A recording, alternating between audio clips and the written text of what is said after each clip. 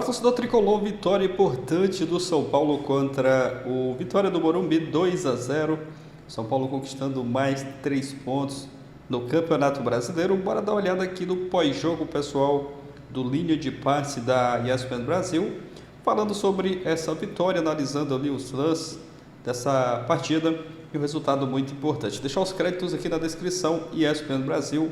Você, torcedor tricolor que está chegando por aqui, não é inscrito no canal, se inscreva, deixa o like, também é uma forma de você estar apoiando aqui o nosso trabalho, deixando aquele like no vídeo.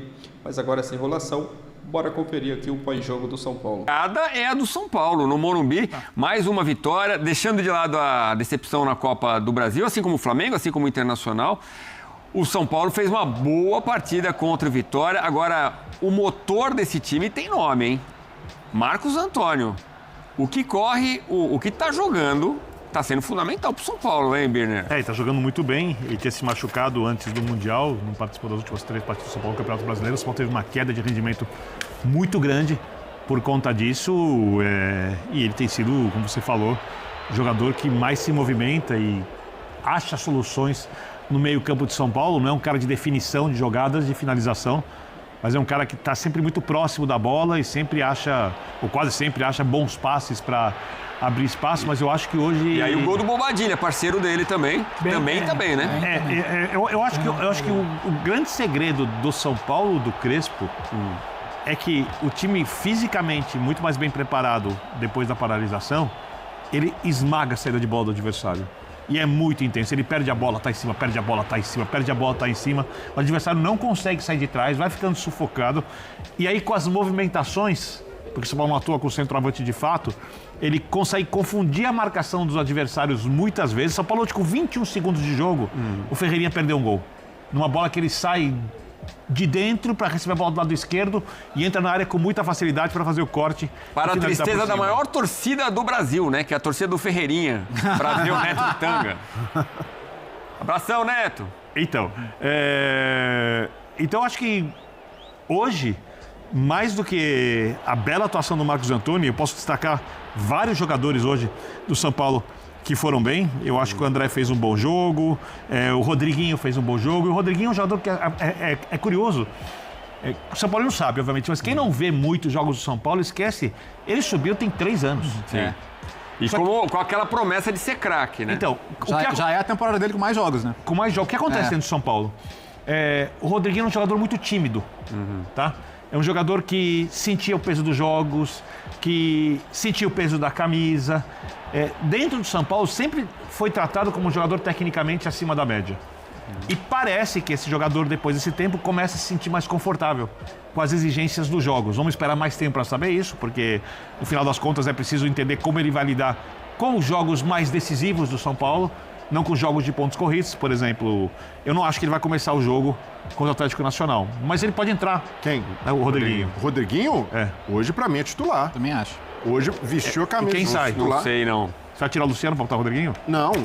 É o meio-campo com o Marcos Antônio, Bobadilha, o Rodriguinho, e lá na frente ele pode pensar. E o Alisson?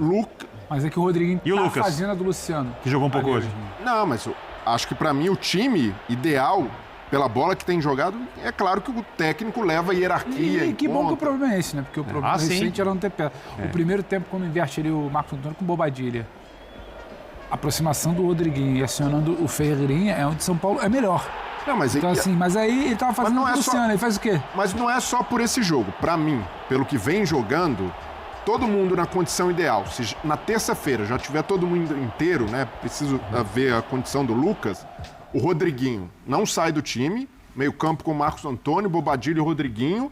E lá na frente, uma dupla, Lucas e Luciano. E até pelo posicionamento novo do Luciano, eu vejo que é mais fácil acomodar o Lucas na função de segundo atacante do que tirar a vaga do Rodriguinho, que está muito bem e deu muita dinâmica para o meio. E até pensando na volta do Oscar, vai ter de ralar também para ocupar novamente o posto de titular. Porque na rotação que esse time tem jogado, eu vejo hoje o Oscar como opção, não como titular. A gente falando do Rodriguinho, aí você vê como o Crespo vai valorizando alguns jogadores, né? O Luan, por exemplo, era a carta fora do baralho, também entrou nesse jogo, né? E bem. Agora, a torcida pediu o Luciano poupado, o Alisson poupado também. Então, 2 jogadores que a gente Luciano imagina entrou muito bem no jogo. estejam quarta-feira Muito contra bem. o Atlético Nacional, né? O Luciano entrou bem, pedido da torcida, entrou com aquela energia. Como que ele fala? O Crespo é anárquico, é anárquico. Mas quem a torcida queria ver mesmo é o Lucas, jogou o finalzinho do jogo, né, Pedrão? Boa notícia a volta do Lucas, não só, e foi o Lucas e o Luan também. O Luan entrou um pouco ali antes, gostei da entrada do Luan. Eu acho que tem 2 questões. A volta do Lucas por si só já é uma boa notícia. O Lucas entrando e participando como foi da partida de hoje é melhor ainda. E acho que até por isso que traz. Eu tenho dúvidas sobre a participação dele de início, até porque é um outro tipo de jogo. Eu não sei exatamente, a gente tem pouca amostragem do Lucas agora. Exato. Vamos ter que ouvir o Crespo sobre o próprio, ainda que o Crespo pode meio brinque e pergunte para o médico, só que agora o Lucas era o departamento dele, é campo. Mas eu acho que é interessante. E o Lucas, até por um histórico, não é um cara que volta, demanda tempo, demanda adaptação. Não, o Lucas entra e faz. Pode ser uma opção. Agora, o Lucas voltando, jogando, minimamente você vendo ali, sabe, que ele não desaprendeu, eu acho que para mim é até para o São Paulino a grande notícia de hoje. Porque o time já vem bem, o time já vai jogando. Marcos Antônio não é novidade, Ferrares não é novidade, Bobadilha não é novidade. Talvez o Luan, mas entre o Luan e o Lucas, o cara sai do Morumbi feliz. Teve o gol, teve a vitória, tem o Lucas voltando e você podendo projetar o Lucas no jogo mais importante que eu acho que é agora o mata-mata do Libertadores. Assim, o Lucas, tecnicamente, para mim, ele é o melhor jogador do São Paulo, mas ele precisa, para que essa técnica prevaleça, ser um jogador de arranque, de explosão. Perfeito. Mas aquele lance para mim é emblemático. Entendeu? Ele depende muito do físico. Ano passado, é o cara que arrasta. Quando o São Paulo chegou no momento mais agudo do mata-mata, os jogos contra o Botafogo e contra o Atlético, o Lucas estava baixo fisicamente. Tanto é que, apesar do São Paulo ter levado a decisão contra o Botafogo para as penalidades, o Lucas não fez jogos à altura do futebol dele, como, por exemplo, fez quando voltou para o São Paulo fisicamente bem e foi muito bem nas semifinais da Copa do Brasil, quando o São Paulo foi campeão. E não fez contra o Atlético, perdeu pênalti num, perdeu gol no outro, não conseguiu render tecnicamente. Talvez, a gente só vai saber isso ao longo do tempo, se ele estiver fisicamente bem, o fato de ele estar voltando agora seja um trunfo favorável ao São Paulo. Porque ele pode estar muito inteiro para lidar com esses jogos de mata-mata de Libertadores, que é um campeonato onde o São Paulo não é o principal favorito, obviamente, mas se você olhar a capacidade de mobilização do São Paulo no mata-mata há muito tempo, vale lembrar, por exemplo, com o Zubeldia, o São Paulo não perdeu nenhum jogo de Libertadores com o técnico anterior, nesses jogos grandes. Com o time jogando bem, se houver essa mobilização e se o esquema de jogo se adaptar ao Atlético Nacional, e eu vou dar uma de Felipe Luiz, quem não sabe ainda coisa é o Inter, eu vou ver o Atlético Nacional da segunda-feira em diante, de folga, eu vou olhar como que o Atlético Nacional tem feito, para entender se o sistema de jogo encaixa ou não, por isso eu não posso opinar aqui. Se houver um encaixe, o São Paulo pode avançar na Libertadores e pode almejar o título. Mas ele precisa de uma mobilização e de esquema de jogo exatamente encaixado ao do adversário, porque o Crespo tem muito mais acertos do que equívocos desde que chegou ao São Paulo. Sim. Isso é inegável. Mas os equívocos aconteceram quando o São Paulo perdeu um jogador contra o Atlético Paranaense, um equívoco feio de não mudar a ideia de jogo, e contra o Flamengo, de escalação, não de ideia de jogo. Ou seja, ele não tem mudado a ideia de jogo. Ele muda um pouco a característica do time, mudando os jogadores, mas não a ideia de jogo. E talvez em algum momento precise mudar. Mas uma coisa meio inegociável para mim, se tem uma coisa que não tem dúvida para mim, é a mobilização do São Paulo para esse jogo. O São Paulo hoje é um time que compete. Ele, inclusive, você fala muito que esse time tem muito caráter, né? O grupo, aliás. O grupo de jogadores tem muito caráter. Treinador. Compete, onde ele cresce é quando o jogo fica físico, de disputa, ele quase sempre está levando vantagem. E a gente está falando de um mata-mata de Libertadores para um clube do tamanho da história de São Paulo nessa competição. Para mim, essa questão da mobilização para esse jogo é algo que... eu teria certeza disso se o São Paulo tivesse jogado de maneira diferente a partida do Morumbi contra o Atlético Paranaense. Só por isso que eu tenho uma pequena dúvida. Rapidinho, o Crespo está pedindo passagem. Mas era Copa do Positivo. Brasil, né? O ambiente, de uma maneira geral, assim, me pareceu que a eliminação do meio da semana já foi, assim, já está arquivada. Que é o tipo de eliminação pelo contexto, pelo momento do adversário, que poderia deixar uma marca. E aparentemente já foi, né? Então acho que me pareceu que já foi superada. O Crespo falava isso, que foi um jogo muito atípico, com a expulsão do Rafael. Vamos ver se ele fala sobre isso, Ela Brenner. está totalmente, sabe por que passou? Nas costas, injustamente, do Jandrei, que não é goleiro para o São Paulo. E já não é mais problema do São Paulo agora. Mas que era um jogador que trabalhava muito, dentro dos seus limites, lutava muito, e se o São Paulo não tem um goleiro melhor para disputar a posição com o Rafael, é porque o São Paulo tem 900 milhões de reais de dívida e o contratou o Jandrei em algum momento e não pôde trazer outro jogador. Então não dá para olhar para a eliminação do São Paulo e botar nas costas do Jandrei. Mas foi colocada, o que nesse momento está sendo bom para o clube, como você mesmo disse, Léo. Vamos ouvir Hernan Crespo agora, aqui no Linha de Passe. A gente tem que pensar no presente. O presente era a partida, um jogo difícil, porque a gente chegava depois de uma eliminação. Então, voltar a jogar do jeito que a gente jogou, mas acho que era somente emocional. Era solamente emocional, a curiosidade era emocional, não do jogo, porque a gente em Copa do Brasil tentou de jogar sempre com todas as dificuldades que já falamos. Então, depois de uma eliminação onde talvez a gente merecia mais, não aconteceu. Então era muito mais emocional que crise do jogo. Não, o jogo estava aí, a luta estava aí, a ideia de respeitar a identidade estava. Somente esperar a curiosidade de se acontecia ou não, e aconteceu. Hernan, boa noite. Você costuma usar o esquema com 3 zagueiros. O cobertor já era curto, porque você tinha 4 à disposição. E a lesão do Arboleda acaba deixando com 3 que acabam sendo titulares, né? E que vem muito bem, né? Hoje o Ferrarese fez um grande jogo, o Sabino também se recuperando de um pênalti perdido. A diretoria é quem contrata. Você, como treinador, enquanto isso, precisa encontrar soluções. Sim. Você imagina quais soluções podem ser criadas só com os 3, levando em conta que zagueiro toma cartão, tem o desgaste? O que você tem pensado com relação a isso? Neste momento, nada. Neste momento. Amanhã, sim. Temos que esperar. A gente tenta trabalhar com aquilo que tem, tenta fazer o melhor, talvez. Não é a escolha correta, está dando certo, os zagueiros estão jogando bem, mas temos que esperar. Aqui é dinâmico, dia a dia. Então não posso pensar em alguma coisa diferente. Vemos. Não sei. Hernan, boa noite. Queria te ouvir sobre a volta do Lucas, né? Sobre 2 aspectos, principalmente. A gente fala que ele não joga há 3 meses. Na verdade, são 6, né? Porque ele teve a primeira lesão em março, atuou um pouquinho ali no começo de maio. Então, primeiro, com base nisso, quanto você e a torcida vão ter que ter paciência com ele? E onde ele se encaixa melhor nesse seu time? Hoje ele entrou no lugar do André Silva, mas eu pelo menos imagino que é pelo contexto do jogo. Ou você tem múltiplas possibilidades ali para usar o Lucas? Você pode agregar, até você tem que ter paciência. A primeira coisa, ele tem que recuperar. Depois, quando ele recuperou completamente, esperamos de todo que ama o futebol quer ver Lucas dentro do campo. Isso é fácil. Mas precisamos a saúde dele, que ele esteja bem, que esteja confortável todos os treinos, que esteja confortável durante o campo. Ele voltou, foi muito emocionante para todos.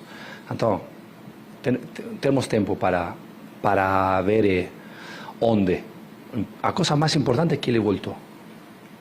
Hernan, boa noite. Gabriel Sarque, bancada tricolor. Então, hoje o Patrick... Sem pistas se sairá jogando contra o Atlético Nacional de Medellín. Deu a entender que não, mas não dá pra saber. A ver. Pode ser uma milonga. Agora, teve um pênalti que o VAR chamou. Léo, seria um absurdo se marcasse. Vamos dar nome ao VAR, senão fica parecendo que é um robô que inventa essas coisas, né? O senhor Daniel Nobre Bins. Era o Ferrarese na jogada, não? Então, deitado. Ele deitado ali, a bola vai na direção dele, ele tenta até no susto ali e joga o braço na direção do rosto. Eu não tenho nem certeza se a bola bate no braço dele, mas claramente é um gesto ali instintivo. Ó, ele tá caído, a bola vem e ele protege o rosto. E assim, a sorte é que corretamente, é marcada uma falta nele antes. Mas o VAR chamou para isso. Mas assim, que loucura. Assim, Se não tivesse a falta dele antes, era capaz acho de dar que seria um marcado pênalti. Mas, cara, é uma chamada tão sem sentido que eu fiquei assim, cara, deixa eu esfregar os olhos aqui pra ver se eu tô vendo errado. A maior bizarrice é sempre a próxima, né? Mas, olha, essa... Eu quero lembrar que o São Paulo teve contra si, na vitória contra o Inter, um dos pênaltis mais ridículos que eu vi marcados na minha vida, que a expulsão contra o Atlético Paranaense do Rafael, ela é dúbia, eu não estou dizendo que ela é errada, que é discutível, e que no terceiro jogo, depois, quase é marcado um pênalti no lance que o VAR não tem nem o porquê de ter uma polêmica, ter chamado o árbitro que achou uma falta no Ferrarese antes para não ter que pensar muito no que viu aí. Porque era Pra capaz não de brigar marcar. com o VAR também. Porque é capaz de marcar. Então, acho que a direção do São Paulo tem um trabalho a fazer, porque tá muito fácil apitar contra o São Paulo. O pessoal na redação lembrou de um lance do Renato Augusto, jogando pelo Corinthians Diferente. contra o São Paulo, que ele Diferente. põe a mão assim e afasta a bola. A bola vinha no rosto dele, ele afasta a bola. A bola vinha de cima. Mas a ideia é mais ou menos a mesma. Não foi marcado pênalti naquela ocasião. Acho que não era mesmo. Tem. Ali é muito diferente. Muito diferente? Ali é um erro, assim, absurdo. Hoje, ali é o erro do não marcar. Hoje é o erro do querer apitar demais. Querer... Ali deveria ter marcado a sua opinião. Esse é o VAR que a gente vive. Parece que o cara tá ali querendo, sabe, e é orientação. Você precisa reapitar tudo. Hoje foi esse, amanhã vai ter um outro lance. Segunda-feira a nossa indignação aqui vai ser outra. E eu não tenho esperança nenhuma que mude. Nenhuma. Mas só para entender, aquele lance do Corinthians, você acha que deveria ter sido marcado pênalti? Sim. Quando ele protege o rosto também, né, com as mãos. Então, o que muita gente falou, mas ele estava defendendo o rosto ali. Projeta. É que foi muito claro, né? Para mim foi. Enfim. O Vitor gosta muito desse lance. Hã? O Vitor gosta muito desse Eu lance. gosto muito da arbitragem brasileira porque eu acho que ela é como se fosse você encontrar no mundo um dinossauro numa floresta. Só existe aqui.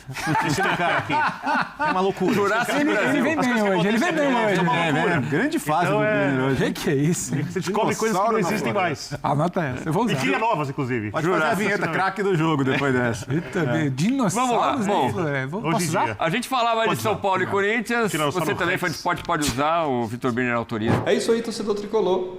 Resultado importante, mais uma vitória do São Paulo no Campeonato Brasileiro.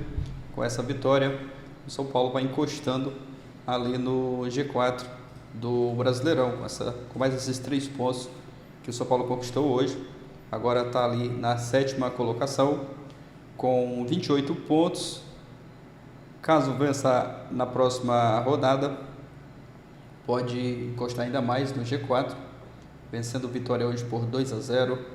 Resultado importante, dando uma resposta, já tinha sido eliminado na última dessa semana, né, contra o Atlético Paranaense. Perdeu o jogo no tempo normal e nas penalidades ali foi eliminado, mas dando uma resposta, sabendo que naquela partida tinha perdido o pênalti. Hoje já se redimindo, fazendo um gol. É um zagueiro às vezes contestado, mas hoje fazendo um gol importante. E o São Paulo conquistando essa vitória gigante diante do seu torcedor do Morumbi. Semana que vem aí já tem mais uma decisão, primeira partida das oitavas de final da Libertadores. O São Paulo chega com moral para esse jogo, com a confiança renovada após essa vitória de hoje. Bora dar uma olhada aqui nas notas do GE para os jogadores dessa partida de hoje. O Rafael, 7.5. Foi pouco exigido hoje o Rafael nessa partida de hoje. E a nota para ele aqui, nota do público, né, 7.5. Alan Franco, bom zagueiro, zagueiraço. A nota 8.0, né, veio a atuação positiva, travando ali, evitando bolas que poderiam levar a perigo. Ferrarese, muito elogiado o Ferrarese, né, nessa partida de hoje, nota 8.6. Fez uma partidaça. O Sabino também fez um bom jogo, marcou um gol. A nota dele 8.2, jogando aí de forma segura no setor defensivo ali do São Paulo. O Mike, muito elogiado também, né? Nota 7.8. Bobadilha marcou o gol também, 8.8. Pablo Maia entrou ali no final, né? Finalzinho do jogo, tá sem nota. Marcos Antônio, 8.2. Luciano, 7.6. Luciano não tá marcando mais das últimas partidas, mas é um jogador importante, né? O Rodriguinho, 8.6. Rodriguinho no jogo contra o Atlético Paranaense foi substituído por conta da expulsão do Rafael, mas hoje ele fazendo uma boa atuação ali no meio campo, deu assistência para o gol do Bobadilha, um baita jogador, né, o Rodriguinho. O Enzo Dias, 7.5, Patrick 7.4, mas muito elogiado também o Patrick, foi até perguntado na coletiva ali para o Hernan Crespo. André Silva 6.5, Lucas voltando, né, uma baita notícia aí, baita reforço, a volta do Lucas, 7.2, ele que voltou a jogar ali após 3 meses, né, e foi muito festejado pela torcida na partida contra o Atlético Nacional, pode ser que ele entre ali no time titular. Ferreira 7.2, Luan Vinícius 7.8, o Luan ganhando chance ali com o Crespo, né? E o Crespo 8.7, um baita trabalho que ele vem fazendo, né? Não sentiu ali após a eliminação na Copa do Brasil e preparou muito bem o time para essa partida hoje contra o Vitória. Baita vitória do São Paulo. Deixe a sua opinião aqui nos comentários, sua expectativa já para a partida da Libertadores. Valeu e até o próximo vídeo.